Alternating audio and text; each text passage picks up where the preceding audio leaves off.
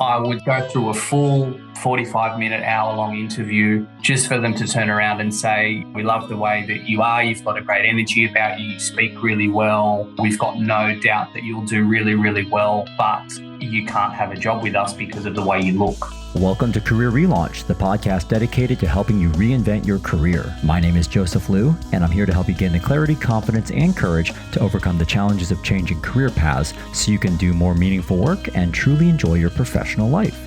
In each episode, I feature people who've decided to step off the beaten path to reinvent their careers and do work they find more fulfilling. We talk through their unique personal stories, the challenges they overcame, and the lessons they learned to help you understand what it takes to relaunch your own career.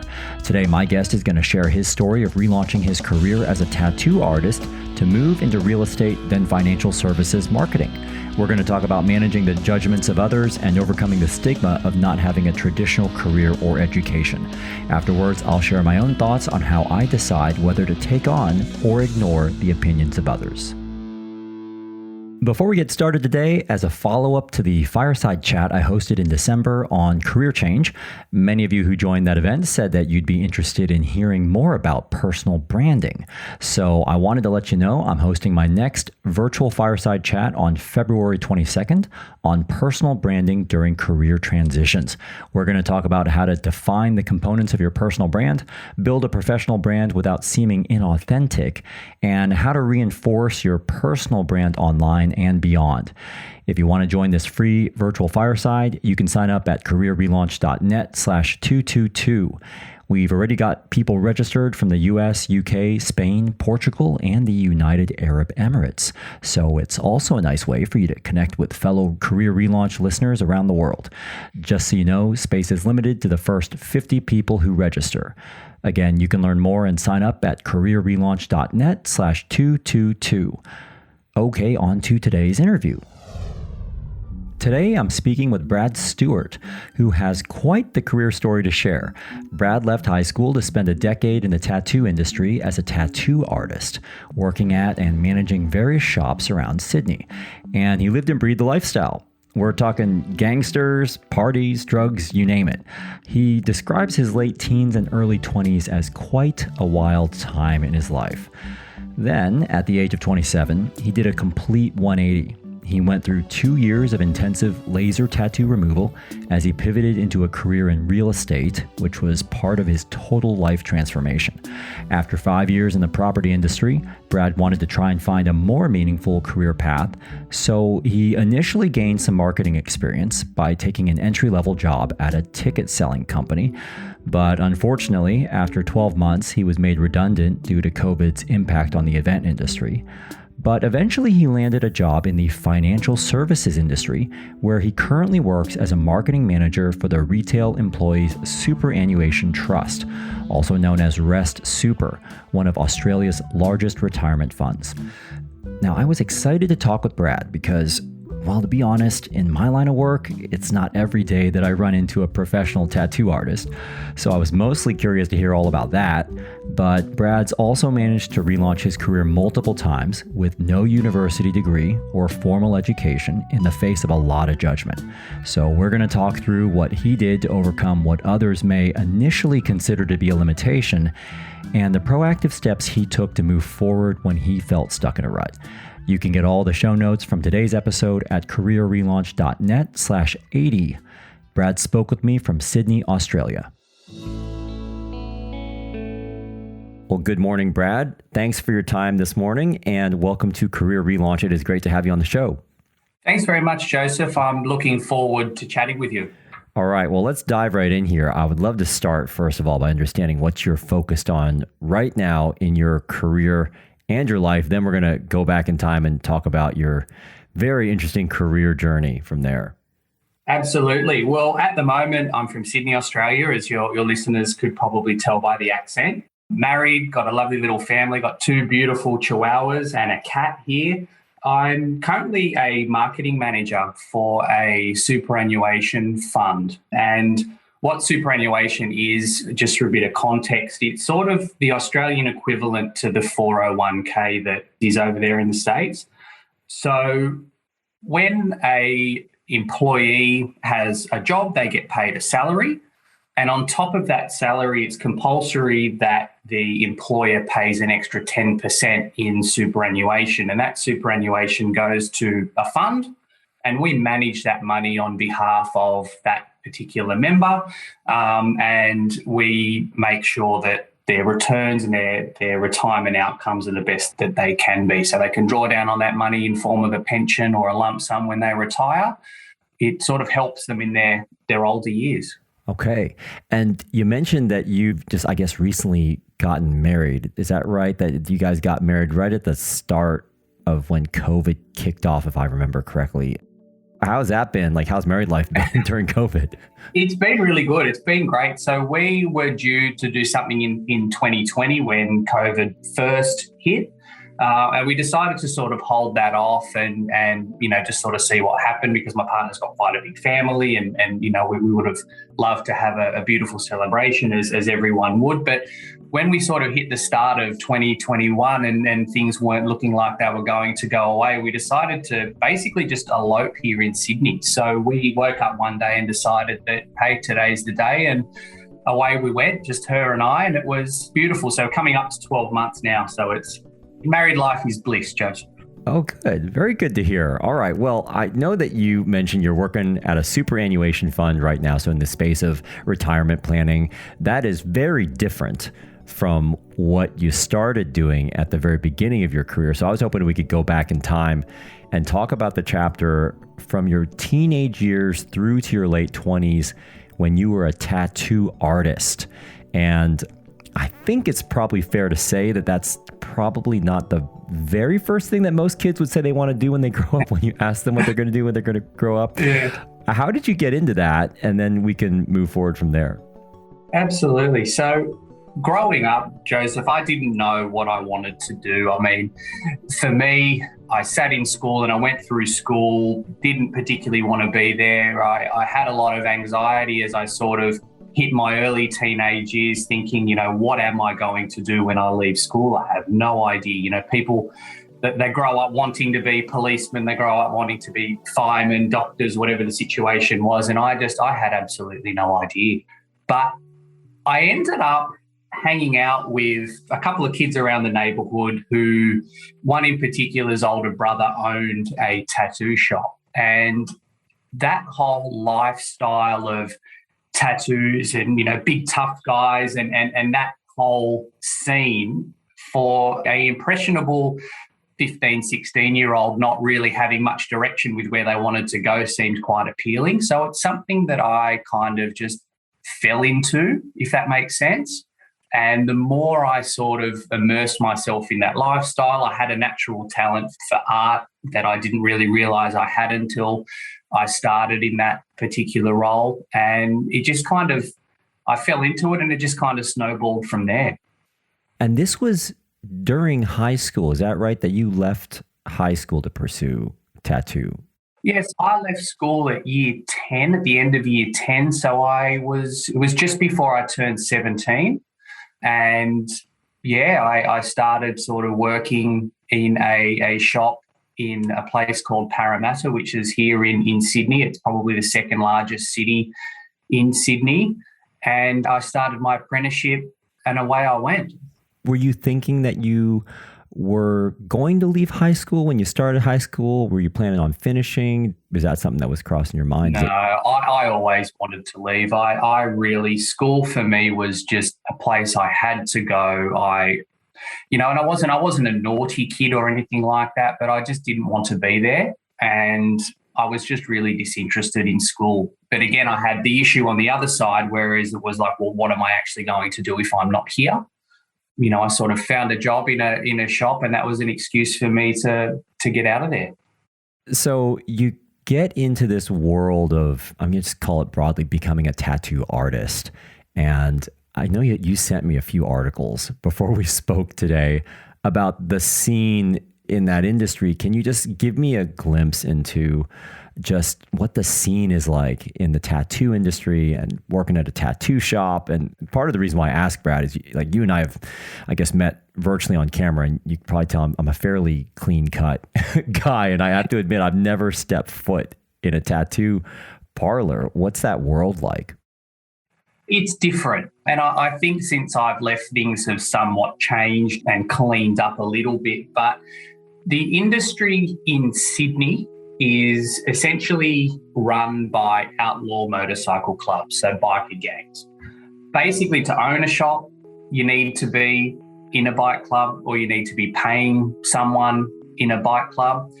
And along with that comes the consequences if you don't. So I know some of the articles that I sent you across back from when I was working in the industry were, tattoo shops getting shot, firebombed. I think I sent you one where rammed with vehicles. Yeah. A car was rammed into the front of a shop and set on fire because they wouldn't pay their standover money that they, were told they had to pay in order to operate. And that was something that was fairly common. I mean, something would happen like that on probably a fortnightly basis in Sydney.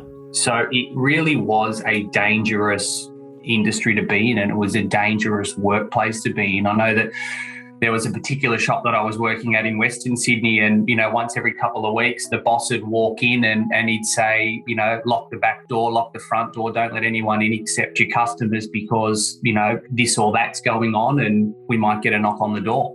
So it's a very dangerous environment to be in. And it was an environment where if you didn't have your wits about you and you weren't very aware of your surroundings, that at times you could have gotten in a lot of trouble.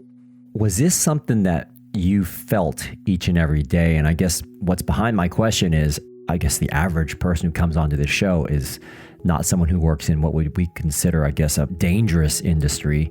Did this bother you at all? Did it just seem like what was normal in your world?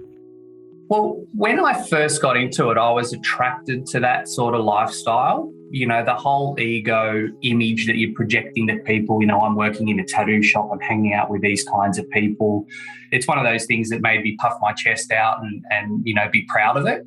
There was a time when I think I was about 22, it was a couple of days before Christmas, where the boss that I was working for at the time had obviously upset somebody. And I worked in the same shop in Parramatta that I started in, and it was upstairs. So it was on a street called Church Street. So anyone in Sydney knowing Church Street, Parramatta, very, very busy, restaurants everywhere. A bunch of people walked in to the shop and they smashed the entire shop up. They smashed me up with the shop. I don't remember like a whole week of my life after that. And from that point on, I got there was probably maybe 3 to 6 months I actually took a break from the industry after that, because that was something that kind of really opened my eyes and sort of shook me up a little bit. But once I got over that, nothing really bothered me after that in a weird way. So that happened. I took a little bit of a break and just did some odd jobs every now and, just sort of here and there just to pay the bills and so on.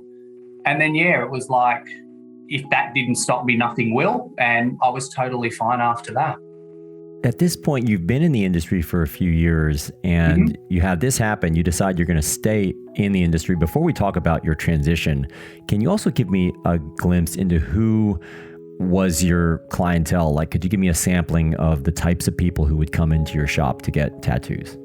Oh, absolutely. So it was everybody. It was anybody from your 18-year-old guy who wanted to get tattoos to impress the girls and impress his mates, to mothers who had lost children getting, small little memorial tattoos, to people in biker clubs who wanted to get a lot of tattoos as well. But it was very varied. I mean, I would tattoo policemen, doctors, a lot of people that are in the corporate environment now, as well as people that you wouldn't expect. I mean, I tattooed a love heart on a lady in her late 70s who I remember being my oldest client. She just wanted to do it. So she got a little love heart on her upper arm. So it was literally a varied clientele, no particular demographic. And as someone who worked in that industry for over a decade, do you feel like there's any common misconception that people have about tattoo artists or tattoo shops that you feel you could just dispel right now? Probably not tattoo shops, but tattoo artists and people with tattoos.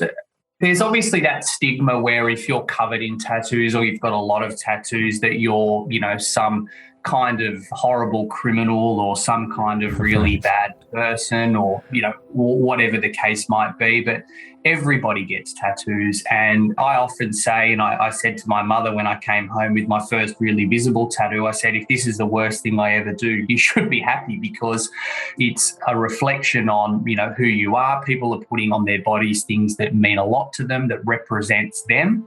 It's a way people tell their story of their life and who they are, through pictures on their body. So the rumor that I would dispel is that people that have tattoos are, a bad, horrible people, which is just not the case.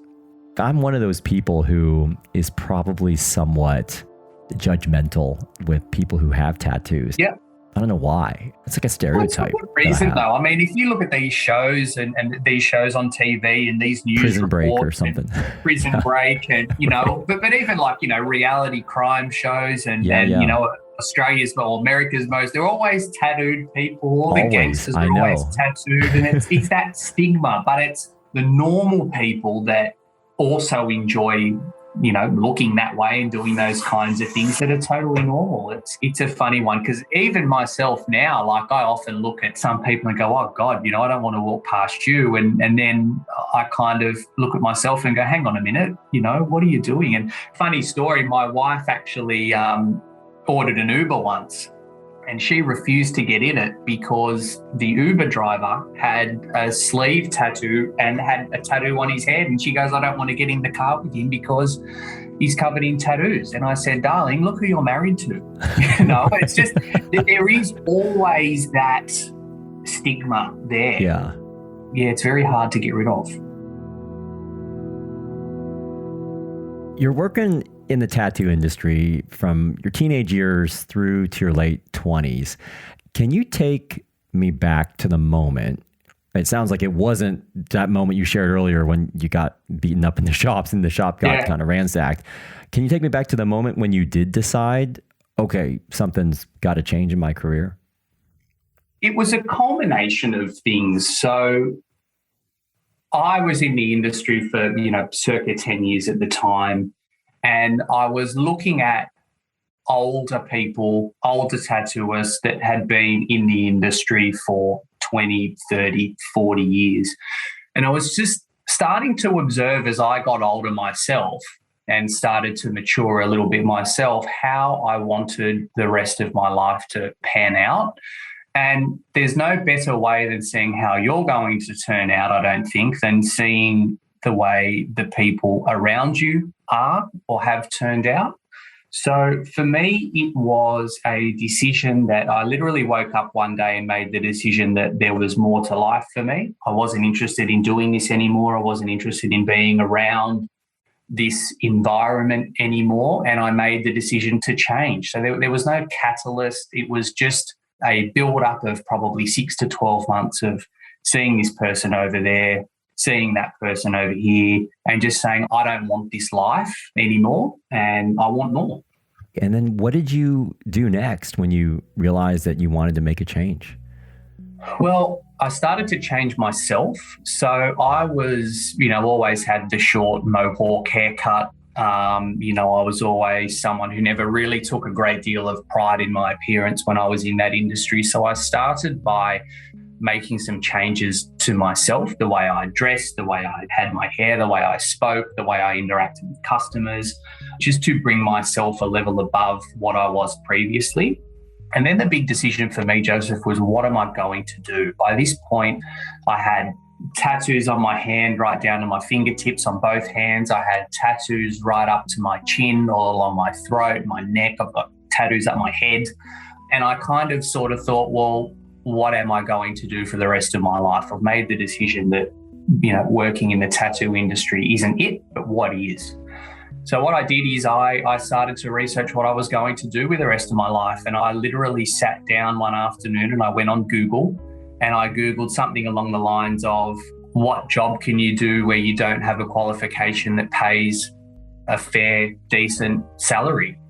Bearing in mind I have and still have no formal qualifications, no university degree or college degree or anything like that. I mean, I got a couple of little certificates here and there that I needed as part of my career transition, but what am I going to do? And the one role, the one industry that kept popping up was real estate. And that was it. It had to be real estate. And how much did the education come up as a barrier for you? Not having the high school education, not having the college degree, was that an issue or was it not so much an issue? It's proven that it hasn't so far. I think the higher I get up in the corporate environment, I think it might become somewhat of an issue. But especially nowadays over here, a lot of it's about your output and about results and about what you can do and your ability and willing to learn. So far, I haven't been held back by not having any formal degrees, and I'm hoping that's going to continue. Have to see how that one goes. I've had some differing feedback on that. Some people saying, you will need to do something or you're only going to get to a certain level without it, but we'll just have to see. So real estate popped up as an option. And can you take me through exactly how your first opportunity panned out in real estate? I know you mentioned before that you were covered in tattoos, so I'd be interested to hear how much that played a role in your first job or attempt to get a job in the real estate industry. Yeah, absolutely. So I ended up Googling every real estate agency in Sydney, and I ended up then emailing just about every real estate agent and agency in Sydney with an email that explained who I was, what my background was, how I looked, what I was hoping to achieve by changing industries. And I just sort of shot that out to everybody in the hope that somebody would come back to me and say, hi, we're over here, you can have a job with us. I got a lot of responses. Some responses I got pretty instantly were, no, thank you, we're not looking at, at hiring. Some were, if you've got tattoos, this isn't the industry for you. It was because of your appearance that they were saying no to. Because of the appearance. And I got interviewed on many occasions. I would probably say maybe 8 to 10 agencies called me in for an interview. So here's me, putting on my suit and tie and thinking, I've got a real shot at this. And I would go through a full 45-minute, hour-long interview just for them to turn around and say, we love the way that you are. You've got a great energy about you. You speak really well. We've got no doubt that you'll do really, really well in this industry, but you can't have a job with us because of the way you look.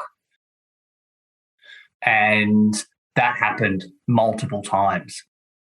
And luckily, I'm a bit stubborn and I know what I want and I'm a bit stubborn. So I didn't let that stop me. I just kept pushing and eventually found an agency that gave me a shot, which was really, really good. But that issue of the way I looked never went away. So my first day with this new agency, again in Parramatta, funnily enough, I walked in the front door of the office on my first day, said hello to my boss, and he gave me a key instantly to the back door and said, when you enter or leave the office, can you do it through the back door because I don't want my clientele seeing you with all those tattoos at the front of the office. He gave me a desk at the back of the office. Yeah, my role was basically on the phone. There was no sort of face-to-face interaction. And yeah, like I said, I was to enter and leave through the back. And he often said that I was a little bit of an experiment for him just to see whether or not someone that looked like me could do any good. And I ended up doing okay, which was interesting. I ended up getting, when I eventually did go, face-to-face in front of real-life clients, that the way I looked was actually quite refreshing to them because, real estate agents, they all kind of wear the same cheap suits and drive the same flashy cars. And then here's me with tattoos on my neck and on my hands and had a really different look than what everyone else in our area had. So I was definitely memorable, Joseph. I'll bet. Yeah. All right. So you're working in residential real estate at this point in time. What was the journey like for you once you got past the initial resistance to things like your appearance or maybe the lack of education or things like that? It was a great one, Joseph, and I did learn a lot about who I was as a person. I was making, 2,500 cold calls a month by that stage. I was able to then obviously get out into the open and into the public. I was knocking on, between 50 to 100 doors a day, asking strangers if they wanted to sell their houses. So I learned a lot during my time as an agent about things like resilience, how a business worked. I was learning a lot about how to get people, how to influence people to do things. I was learning how to sell. I was learning how to sell myself. I was learning how to sell a product. I was really honing those skills of people management, stakeholder management, trying to, making sure I was engaging at every step of the journey, presentations, developing strategies. So I was really putting in the groundwork of what would be my current role now in marketing. Okay. I didn't really have a purpose to be there, if that makes sense. I sort of fell into it because that's the only thing I felt I could do at that particular time. So I didn't really have a why as to why I wanted to be in the industry. It was just, this is all I could do. So it's something I wasn't overly passionate about, but I would go back and do it again because it's laid a outstanding foundation for me to be able to build on for the rest of my career. And what triggered you to then start to explore other sectors? I know that you eventually moved into financial services. How did that come about for you? In real estate, it's a very tough industry in terms of you're not paid a salary, you're on commission only, which means if you don't make a sale or find a listing, you don't get paid, basically.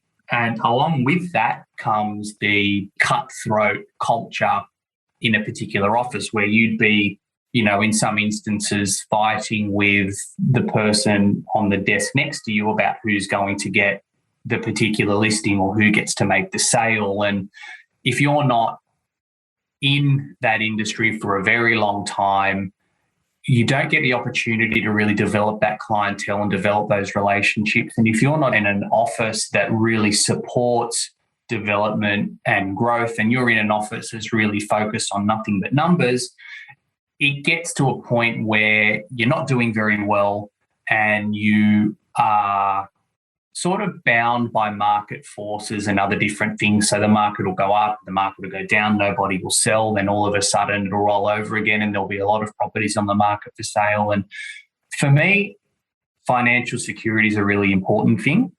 And I wanted to be in a role where I had a steady income and a steady salary. I also wanted to be in an industry and have a role that had meaning to it for me. And I started to really enjoy the more marketing and strategic side of real estate more so than the interaction with people and the sales. So for me, it took probably, again, 6 to 12 months to try and understand where that lay outside. And as I mentioned before, financial security is something that's quite important to me. My parents were self-employed growing up, and, I saw my dad get up and go to work every day to make sure that we could pay for the roof over our heads, and he'd get up at dark and come home at dark. So sort of seeing that as I was growing up really made me feel a lot about financial security and wanting to help people be financially secure, which led me into financial services. I guess I'm listening to your story here, Brad. And first of all, it's very impressive you're able to make these moves from the tattoo industry into working in real estate and then eventually into the finance industry. Did you find anything in particular to be challenging along the way? And I guess I'm thinking in particular about just being new in a brand new industry where you're the newcomer and you don't necessarily have the traditional kind of linear background most people might have in that industry. Was that ever a challenge or an issue for you? I'd just be curious to hear about that because it's something that comes up a lot with people who are moving into new sectors or roles or functions. Yeah, extremely challenging. There's not been a move that I've made that hasn't been challenging, especially the move. Well, there's obviously two big points, right? So the first point was moving from tattooing into real estate. And that was challenging because that was a whole, not only a career change, but that was a whole lifestyle change, right? So I cleaned up the entire way I lived my life. I changed my circle of friends. I changed the way I spoke. I changed the way I look. I changed the way I interacted with people. I changed, what I did for a living. Probably the change of jobs was probably the easiest change, right, as opposed to the rest of my life that I had to change along with it. Yeah.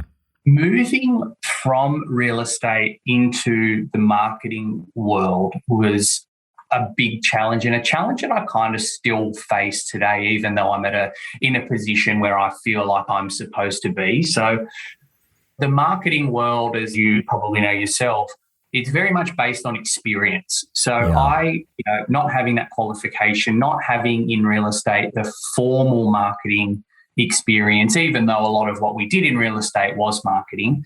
Right. To get into financial services, I needed, as silly as it sounds, I needed at least 12 months with the word marketing in my job title. So what I had to do was go from that time in real estate where I was doing okay, I was kicking goals, I wasn't setting the world on fire, but I had a reputation around the area as someone who knew what they were doing, was fairly competent, and I didn't have many issues in that regard, to looking for an entry-level job purely because it had the word marketing in it, which would allow me to take my next step. So taking a step backwards to go forwards was really, really tough. And I had to do that twice. I had to do that moving into marketing. I went into an e-commerce sales-based business where we sold tickets to events. And I had to move, right back to the start, do almost a 12-month apprenticeship for it to be formalised, and then sort of take that same entry-level role into the financial services industry where I could get 12 months of financial services experience before I could take a step out and get into an actual full-time proper marketing role. So that whole transition was probably the toughest point of my career so far, I think. Yeah, I can imagine. And I guess I'm just thinking that with each of these steps, it sounds like you were just patiently and persistently progressing in the direction that you wanted to go. Did you deal with any sort of imposter syndrome along the way? And if so, how did you manage that with each of these steps? Yeah, absolutely. So imposter syndrome, it's something that I even face today. I think it's something that I'll have for the foreseeable future. I think a lot of people have that. The fact that I had such a different background, the fact that I looked the way I looked, especially moving into real estate, having those naysayers who said, you'll never get anywhere, you'll never do well because of the way you look, people won't want to talk to you. Things like that always play in the back of your mind. And when you're sitting, in the living room of a mother and a father who are looking at selling their family home, I often thought, are these people not going to give this to me because of the way I look? So I always felt like I didn't belong where I was. And moving into the business outside of real estate, that ticketing business, it's not that I didn't felt like I didn't belong there, but I felt like I didn't belong there, like I wasn't supposed to be there. I felt like I was supposed to be somewhere else because I knew that I was worth so much more than what I was in that particular business. Then moving into financial services, it's sort of like I took another step back and kind of felt like I'm in a real business now. This is a business that manages a lot of money, has a great responsibility that comes along with this particular role. I'm underqualified. I don't know what I'm doing, and I'm going to get in a lot of mischief here because I'm going to get found out and all these particular things that you worry about. But at the end of the day, and I've got a great support network. My wife, she's unbelievable. She really puts things into perspective for me. And she just said, what you're doing, you've got all the experience, just back yourself and you'll be fine. And once I sort of realized that, that's just the anxieties of the change, it's probably all normal, right? I just feel like I felt it more than most. But sitting back, understanding where I was, looking at things logically instead of emotionally, I was really able to sort of just calm down and take it step by step. And now things are working out well. I still feel it every now and again, and I try to overcompensate, I think, with things that I do to make sure that I'm always on the front foot with things. So using, a lot of initiative and starting new things and really sort of going above and beyond in a particular role, just to prove a point. Here I am, here's what I can do, which helps me mentally. But it's been tough. It's been tough at certain points. I want to wrap up, Brad, with a few of the lessons that you've learned along the way of your very interesting career journey. And I suppose the very first thing that comes to mind for me is just thinking about how radically different your world and your work was as a tattoo artist versus what you're doing now in the superannuation fund, in the marketing space. What, if anything, did you learn during your days as a tattoo artist that now shows up in your daily career or even your life right now? That's a tough one to answer, because the craziness of that tattoo world became normal. And since I've moved on from there, I try and block a lot of it out. But a lot of the things that I learned back then that I've been able to use now is how to deal with people, that whole self-awareness piece. So one minute I might have been tattooing a mother who had lost a child and was really upset and was getting a tattoo as a memorial to that particular event. And then my very next appointment after that might have been someone in a bike club who was really, really angry and, just didn't have time to talk and was just a really mean, nasty person. So I really had to learn how to deal with those two sort of conflicting situations, because no two people are the same, and people are very funny creatures, and understanding how to read people, how to analyze a situation, how to learn when, I was in a dangerous situation or a dangerous position or a position where something could have gone really, really wrong, and understanding how, the mechanics of how all that works is something that I've really sort of taken on and still use at some point to this day. So I sort of translate that into making further career moves and career steps and people you align yourself with, and having a bit of a strategy as to how the rest of, my career is going to pan out. So it's sort of indirect, but there are a lot of things that I draw on from back in the day of being a tattooist that have sort of somewhat followed me through. But it's a really difficult question. You mentioned strategy there, Brad. Now, if you had to give advice to your younger self as it relates to navigating these career changes, what might that be? I think there's two things that I would tell my younger self. And the first thing is to be really, really careful who you listen to. Always seek feedback and advice, but be really careful what you take on board and who you take that on board from. We need to remember that people's feedback and people's advice and people's opinions are always based on their own experiences, and it includes their own insecurities and their own biases. And sometimes feedback can be really, really useful and really, really helpful and really insightful, but sometimes feedback can say more about the person giving it than it can about you, the person receiving it.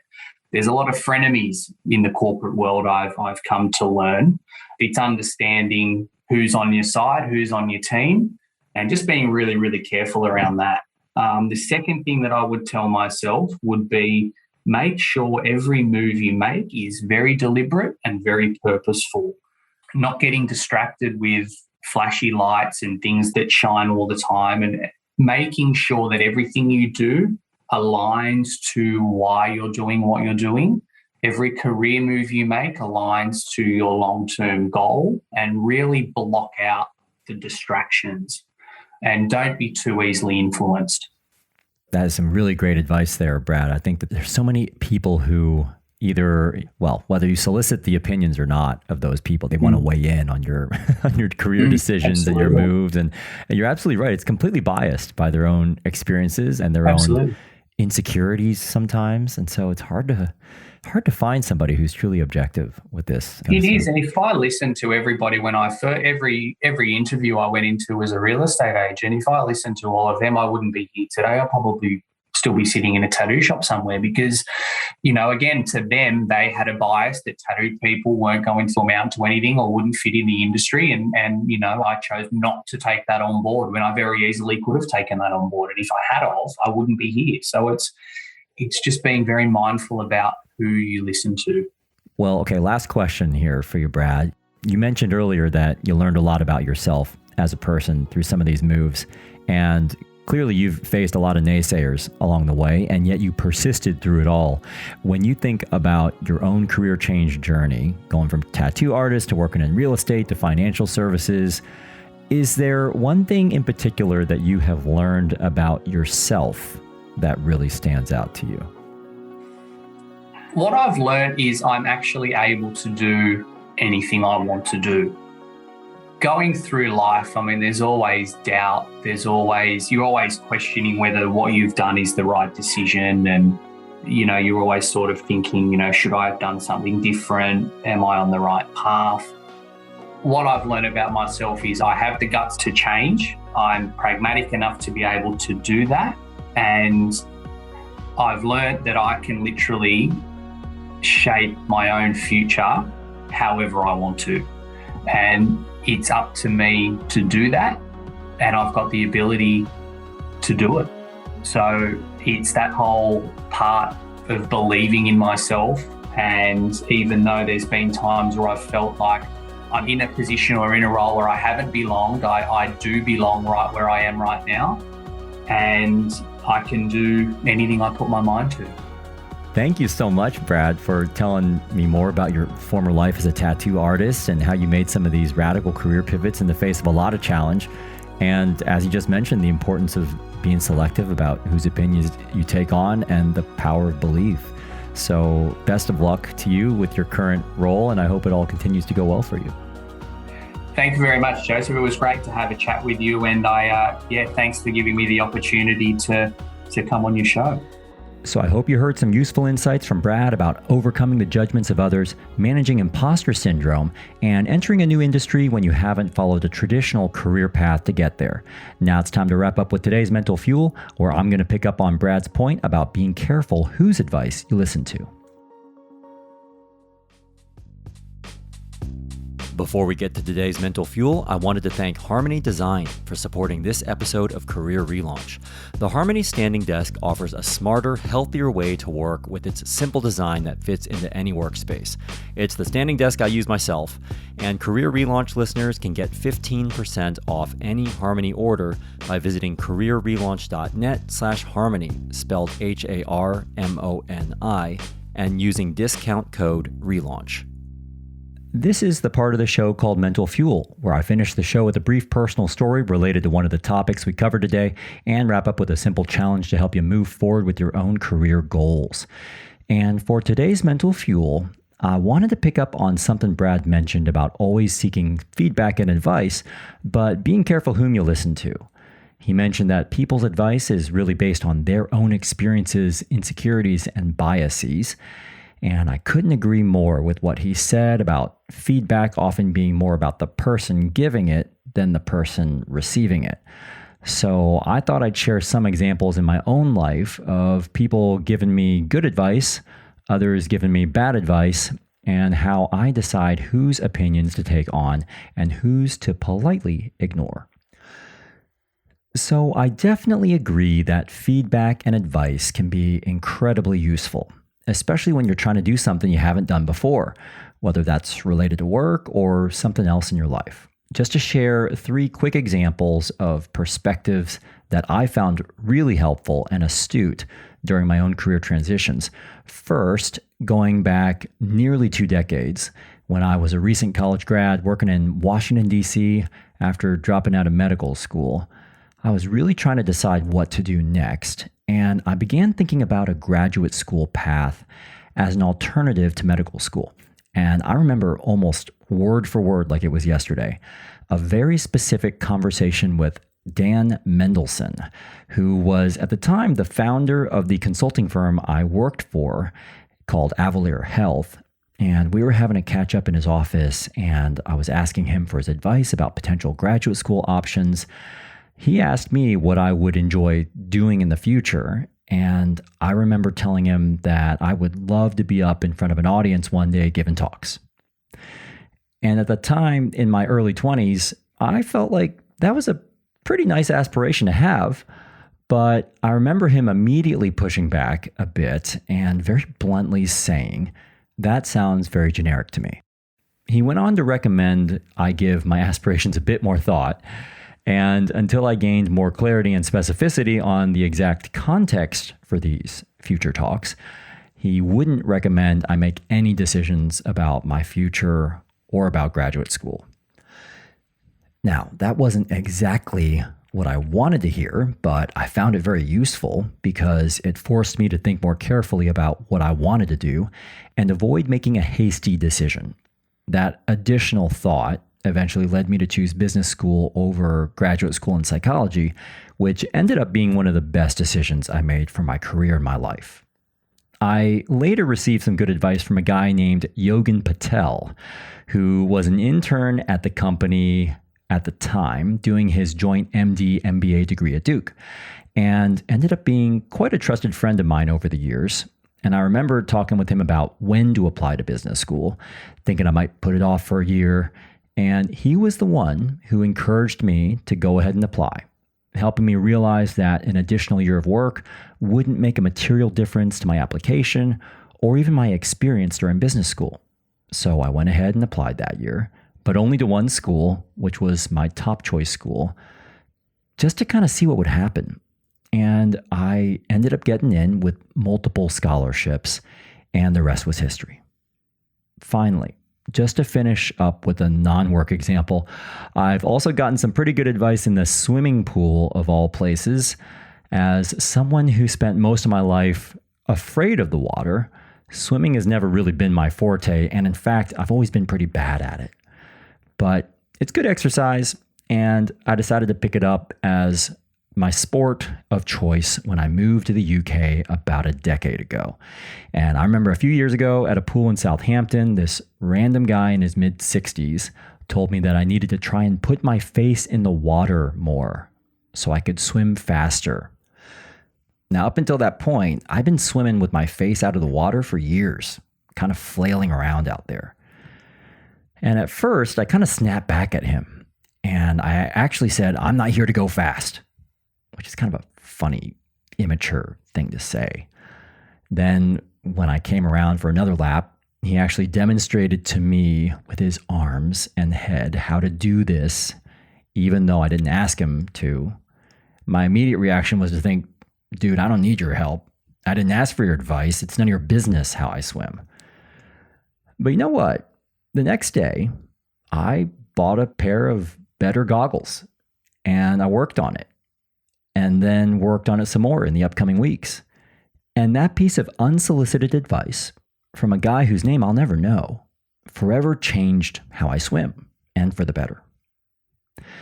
And now I'll move over to 3 examples of people's advice and opinions that turned out to be totally off.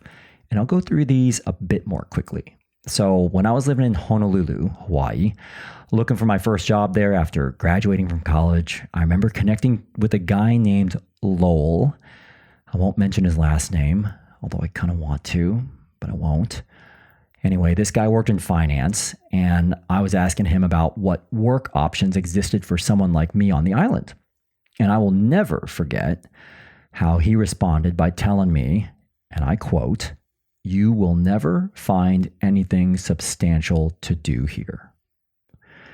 And he said this in the context of me being a recent college grad with no work experience in finance and as someone who wasn't native to the islands. The first job I landed ended up being a financial internship at Northwestern Mutual Financial Network there. Example number 2 was another flashbulb moment when I was speaking with another woman named Myra there, who was an attorney. And I told her I was interested in doing something in radio or journalism. And I still, to this day, remember her abruptly cutting me off and saying, and again, I quote, "Well, how are you going to do that if you don't have any experience?" And she kind of chuckled afterwards. A couple months later, I landed a news anchor gig at Hawaii Public Radio. Finally, example number 3. When I started my coaching business, the coaching school I went to gave us access to business coaching calls with someone whose first name I will not mention, who told me that you don't need to have a website when you run a coaching practice. And while I do understand how someone could, in theory, run a service-based business without a website, I just felt like, at least in 2013, having one was an absolute must for any of my prospective clients to take me seriously. And to this day, I attribute at least part of the initial traction and interest I had in the early days of my coaching practice to my website that I invested a lot of time and energy into. Anyway, this all kind of begs the initial question about how I choose whose advice I'll listen to and whose advice I ignore. And for me, over the years, I've noticed 3 common characteristics amongst those people who have given me helpful advice. First, I tend to listen more carefully to people whom I actually admire, to people who have something that I want a little more of in my career or life. And that may seem kind of obvious to you, but for me, it's not always easy to ignore all the incoming advice and perspectives I may be receiving from all sorts of people out there. So I try to remind myself of this when I'm getting a lot of conflicting advice, so I can at least hone in on the advice that points me in a direction that feels right for me. Second, especially in the context of career change, I tend to listen to people who have slightly more unconventional backgrounds. And that's because when you're making a career change or when you're trying to do something a bit unconventional, people who have more conventional backgrounds are likely going to think about things in conventional ways. So, for example, when I started my coaching practice, I actually made a point to stay away from coaching support groups and instead focused on connecting with people involved with entrepreneurship or portfolio careers. Finally, I tend to trust my gut. Now, I know that may not be super revelatory, but sometimes when I hear advice from someone, there's just something about it that rubs me the wrong way or just feels a bit off. And I'm not talking about hearing advice that conflicts with my own worldview. The advice doesn't necessarily need to click with me or my beliefs, but it needs to click with what I'm trying to do, and it needs to make sense. And if I get the slightest hint that this person's advice, often unintentionally, is more about them than it is about me, or if I get any inkling that they don't get me or have my best interests at heart, I'll still make a mental note of their thoughts, but just not necessarily take it to heart. Overall, I find the best advice is blunt, somewhat detached, and as objective as possible. This brings me to a quote originally from Mary Schmish in her 1997 Chicago Tribune article, later made famous in Buzz Luhrmann's song, "Everybody's Free to Wear Sunscreen." Be careful whose advice you buy, but be patient with those who supply it. Advice is a form of nostalgia. Dispensing it is a way of fishing the past from the disposal, wiping it off, painting over the ugly parts, and recycling it for more than it's worth. So my challenge to you, if you're struggling with how to navigate your career transition, is to definitely solicit the opinions of other people you admire. And when you do, to definitely hear it, but to also make sure you're sense checking it against your own gut and what you feel is ultimately going to make the most sense given your specific situation. This is your journey, so do what you feel is best for you. Before we wrap up today, I wanted to leave you with this message from Julia in Colorado. Hi, my name is Julia Taylor, and the career change that I made, I went from being an intelligence officer with the U.S. intelligence community to a self-taught web developer, and now I teach other women how to code and start an online business. One big lesson that I learned along the way, It's scary as hell. It's a whole heck of a lot harder than I ever thought, but it is the most rewarding thing that I have ever done. Building my own business, working for myself, not in the sense that, oh, I work for myself, I get to travel and live anywhere and work from home and all the kind of fancy things you see on Instagram, but more the hard work that I put in all the time. I see a real result with my students, with my team members, and it's so rewarding and fulfilling. It's hard work. It is scary. I have lots of ups and downs, but I wouldn't trade it for anything. So that's probably the big lesson is it's hard, it's scary, but it is so worth it and so fulfilling. Thank you very much. Well, thank you so much, Julia, for taking the time to share your perspectives with us about what it's been like for you to make a change. And for everyone else listening, I actually managed to connect with Julia after she left this message. And we're going to be getting her on the show soon to share more details about her own unique career change journey, going from an intelligence officer to a web developer. Stay tuned for that episode in the upcoming months. If you want to share your perspectives on what impact making a career change has had on your own life, I'd love for you to leave me a message at careerrelaunch.net/80, where you can find highlights from my chat today with Brad and learn more about him. Again, that's careerrelaunch.net/80. Thanks so much for listening to Career Relaunch, and a very special thanks to Brad Stewart for sharing his personal story with us today. As a reminder, for those of you who want to join my virtual fireside chat on February 22nd about personal branding during career transitions, you can learn more and register at careerrelaunch.net/222. This episode was mixed by Liam McKenzie. Our music was curated by Jonathan Rinaldi-Pohl, and the Career Relaunch theme song was written and performed by Electrocardiogram. I'm Joseph Liu, and I'll talk to you next time.